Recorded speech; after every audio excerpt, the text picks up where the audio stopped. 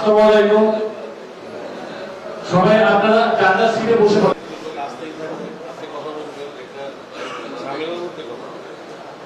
হিসেবে আছেন মামুনুর রশিদ, প্রেসিডেন্ট সপা। বিশেষ অতিথি আতাউর রহমান চৌধুরী, সিইও সপা বাংলাদেশ। তাদের জন্য বলছি আপনারা 40 কেজির উপরে মাছ দিবেন না।